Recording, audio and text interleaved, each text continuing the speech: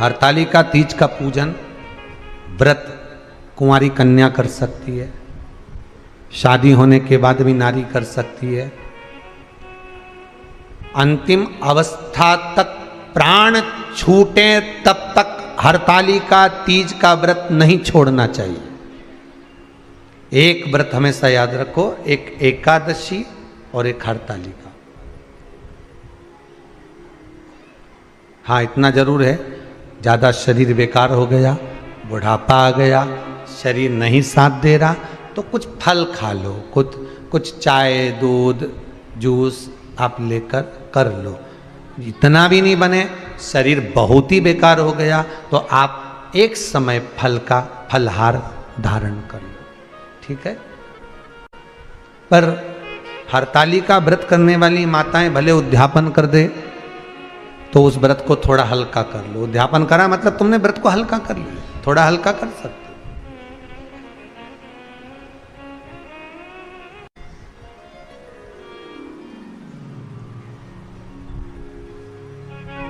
हरतालिका तीज का जो व्रत का उद्यापन करते हैं उसमें 5 चीज रखते हैं ना, 5 कपड़े स्त्री के, 5 कपड़े पुरुष के, 5 तरह का अनाज, 5 तरह का फलहार, 5 तरह का फल।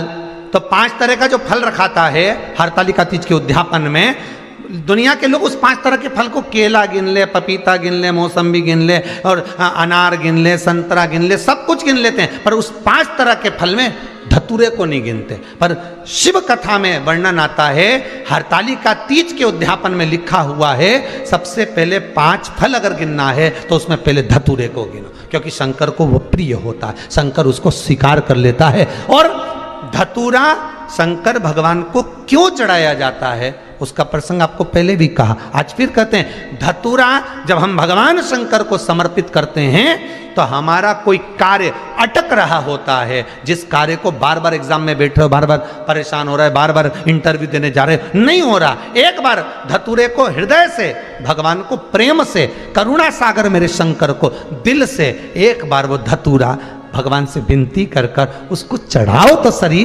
भगवान तुम्हारा कार्य सफल कर देगा। पर दिल से चढ़ाना, हृदय। हरतालिका तीज की पूजन करने वाले को चाहिए कि बालू का, मिट्टी का शिवलिंग बनाना चाहिए।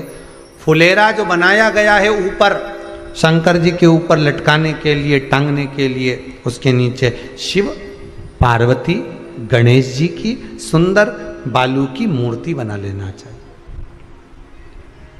पार्थिव लिंग का निर्माण कर लेना चाहिए।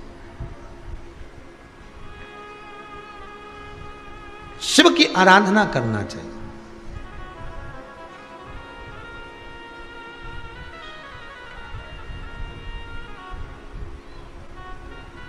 जो फल आपके पास में हो शंकर को समर्पित करना चाहिए, पूजन करना चाहिए,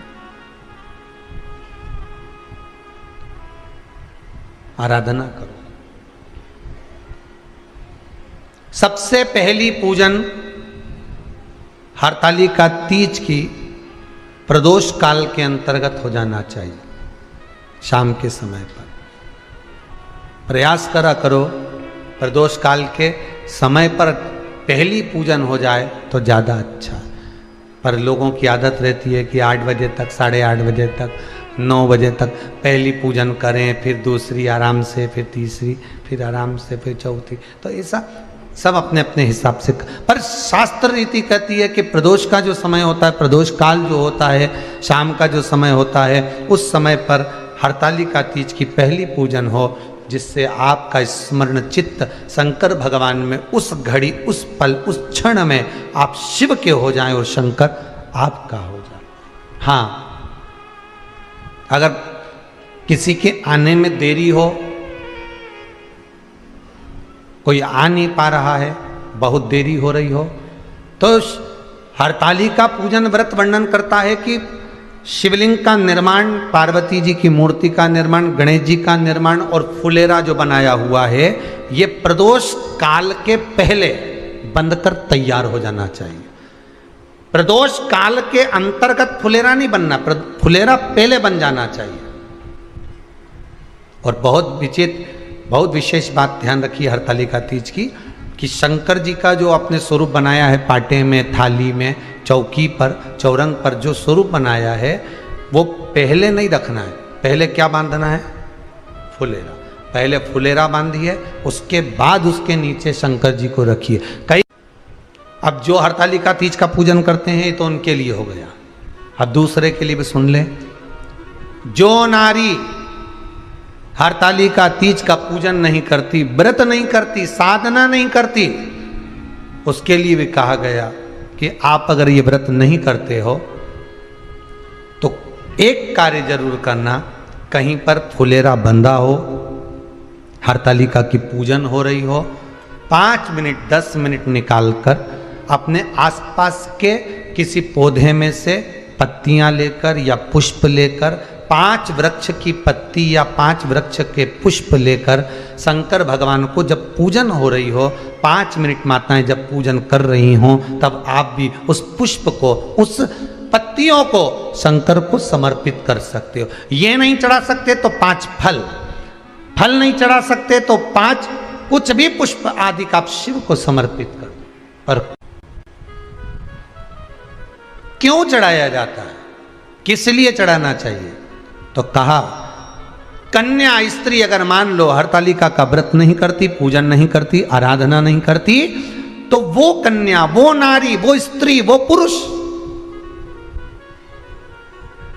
कार्य तो बहुत करेगा, दुकान भी 4 चलाएगा, व्यापार भी बढ़ाएगा, पर संपदा को जोड़ नहीं पाएगा।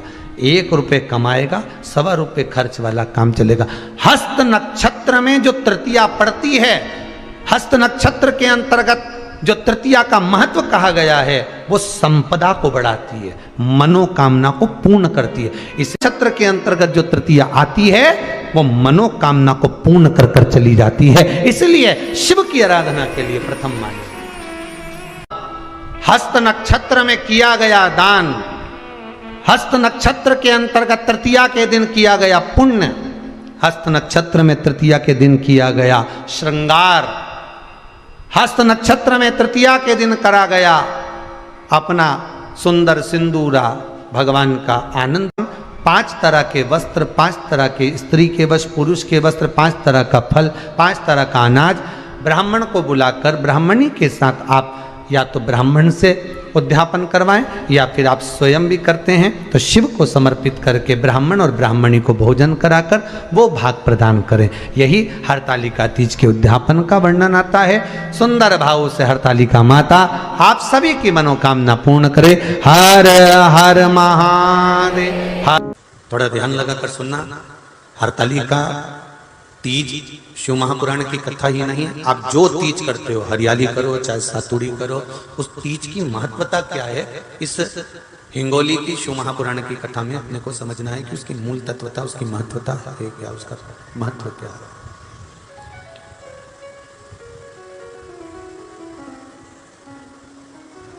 भगवान ब्रह्मा, भगवान विष्णु और भगवान शिव, इन तीनों की जो अर्धांगिनियां, ब्रह्माणी, लक्ष्मी और पार्वती, इन तीनों ने तप कर कर, साधना कर कर ब्रह्मदेव को, भगवान विष्णु को और भगवान शंकर को प्राप्त किया। और तीनों ने प्राप्त कर कर तीनों देवताओं से वर मांगा कि वर हमको ऐसा दीजिए कि हमारे तप साधना का फल नारी को तीज के दिन प्राप्त हो जाए। अब देखिए जरा, एक ही व्रत से, एक ही उपवास से उसको संपूर्ण तप साधना का फल प्राप्त हो रहा है, संपूर्ण तप साधना का फल उसको मिल रहा है। मात्र एक व्रत से, केवल एक व्रत कर रहे हैं, संपूर्ण तप साधना का फल उसको प्राप्त हो रहा है। ऐसा कोई व्रत, ऐसी कोई साधना, ऐसा कोई शंभो शरण पड़ी मांगो घड़ी रे घड़ी मुख काटो, दया करी न दर्शन आपो, शंभो शरण पड़ी मांगो घड़ी रे घड़ी दुख का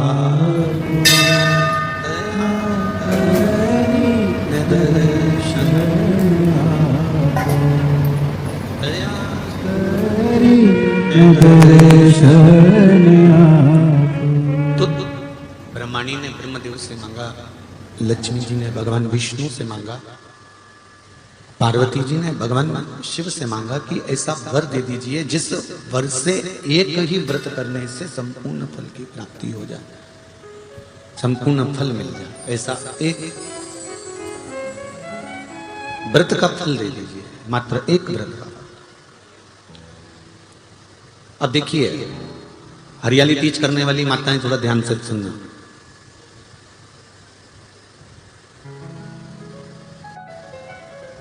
हरियाली तीज जब माताएं करती हैं तो एक हरियाली तीज, एक गणगौर की तीज, ये दो तीज के व्रत ऐसे होते हैं जिसमें जब माताएं करती हैं तो उस समय पर उमा,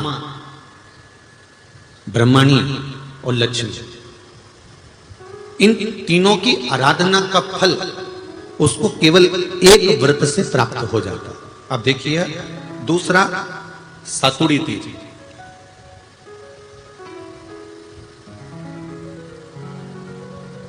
इसमें उमा और महेश्वर, उमा और महेश, ब्रह्माणी और लक्ष्मी, इन चार के व्रत तप का फल एक साथ सातुड़ी तीज के दिन प्राप्त हो जाता है। अब एक आती है हरतालिका तीज। आप लोग करते हो हरतालिका? यहाँ लोग करते कि नहीं करते? करते हैं यहाँ पे हरतालिका? कौन कौन करता है? जरा हाथ उठाओ तो जरा। अरे सभी करते हो, रखो रखो, बहुत बढ़िया, बहुत अच्छी बात। एक आती है हरतालिका तीज।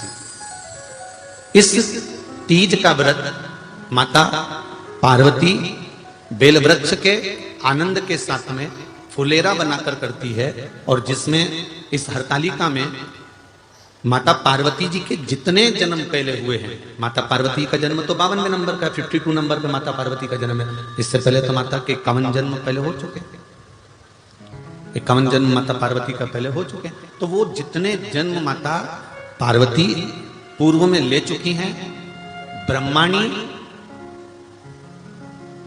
जितनी बार ब्रह्मदेव के साथ में विराजमान हो चुकी हैं, इंद्राणी जितनी बार इंद्र के साथ विराजमान हो चुकी हैं, और लक्ष्मी चाहे वो राधा के रूप में हो, चाहे वो रुक्मणी के रूप में हो, चाहे वो सतभामा के रूप में हो, चाहे वो यमुना के रूप में हो, चाहे वो गंगा के रूप में हो, जितनी बार माता लक्ष्मी ने रूप धारण करे हैं वो सब रूप में, और माता पार्वती अपने सारे रूप में, ब्रह्माणी अपने सारे रूप में, लक्ष्मी अपने सारे रूप में इस हरतालिका तीज के व्रत को करने के लिए आतुर रहती हैं। और इस व्रत को कर कर एक दिन में ही संपूर्ण विश्व का जितना तप है, साधना है, उपवास है, सबका फल एक साथ एकत्रित कर लेती हैं केवल एक व्रत में, हरतालिका तीज।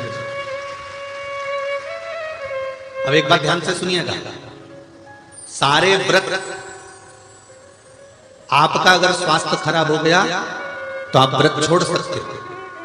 जितने भी व्रत आप लोग कर रहे हैं पूर्व के, सोमवार, मंगलवार, एकादशी, छठ, पंचमी, चतुर्थी, अगर आपका स्वास्थ्य खराब है तो आप उस व्रत को छोड़ सकते हो, सारे व्रत को छोड़ सकते हो।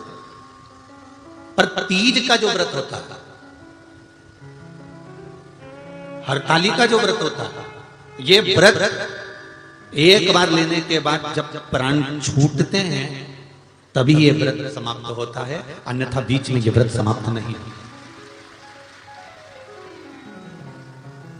ये व्रत समाप्त होता ही नहीं।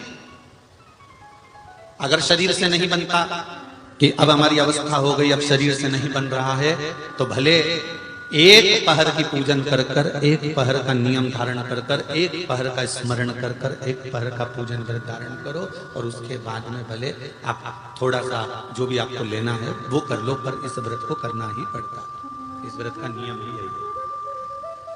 इस व्रत पार्वती मैं तुम्हें प्राप्त हुआ हूं, यह हरतालिका तीज के व्रत का फल है। शिव जी कहते हैं पार्वती जो नारी हरतालिका तीज के व्रत का स्मरण करती है, फुलेरा जो बांधा जाता है उसमें 5 माला से ज्यादा माला लटकना चाहिए, 5 से कम नहीं। कितनी? जैसे माला जो लटकाते हो वो 5 से ज्यादा होना चाहिए। 5 तो जया, विषहरा, शामलीबारी, दौतली, देव, इससे अधिक होगी चलेगा, पर इससे कम फुलेरे के अंदर माला नहीं होना चाहिए महाराज। दूसरा, फुलेरा जहां हरताली का व्रत हो वहीं पर बांधा जाता है। हरताली का तीज का व्रत एक ऐसा व्रत होता है जो मरते दम तक रहता है। इस व्रत को छोड़ा नहीं जाता। ये नहीं किसी और वाले गुरुजी ने कहा और अपन ने एक बार कर लिया और अगली बार वो व्रत गायब हो गया, ऐसा नहीं होता। हरताली का तीज अखंड सौभाग्य के लिए, वंश वृद्धि के लिए, कार्य सिद्धि के लिए और कुंवारी कन्याएं उत्तम वर प्राप्ति के लिए, आनंद सुख के लिए करती हैं। ऐसा नहीं है कि केवल स्त्री ही करती है। जब नारी किसी कारणवश व्रत नहीं कर पाती तो पुरुष इस व्रत को धारण करते हैं। 30 अगस्त को, यही 30 तारीख को, कल 29 है, परसों 30 तारीख को हरताली का तीज रहेगी। आप सब अपने हृदय से, मन से इस व्रत को कर कर अपने जीवन को सार्थक बनाइएगा। जो करते हैं, कितने लोग करते हो जरा हाथ उठाइए। हरताली का तीज इतने सारे करते हो, अरे वाह वाह, कर लो, प्रणाम प्रणाम, आपको बहुत बहुत नमन करता हूं, बहुत बहुत सारा। फुलेरा बांधते हो? नहीं, अब की बात बांधना। मंदिर में करते हो तो मंदिर में, घर में करते हो तो घर में। फुलेरा वंश की वृद्धि करता है, फुलेरा अखंड सौभाग्य देता है, फुलेरा मन की कामना को पूर्ण करता है। जो बेटियां जिनका विवाह नहीं हो रहा हो या बेटे जिनका विवाह नहीं हो रहा हो, वो 7 स्थान पर कहीं फुलेरा बंधा हो तो फोन लगाकर पूछना कहां बंधा है, वहां का दर्शन करना। एक फूल में हल्दी कुंकू लगाकर शिव जी को चढ़ाकर फिर वहां से जाना। 7 स्थान के फुलेरे का दर्शन अवश्य करिएगा। जो व्रत नहीं करते हैं उनसे निवेदन है, कहीं हरताली का हो रही हो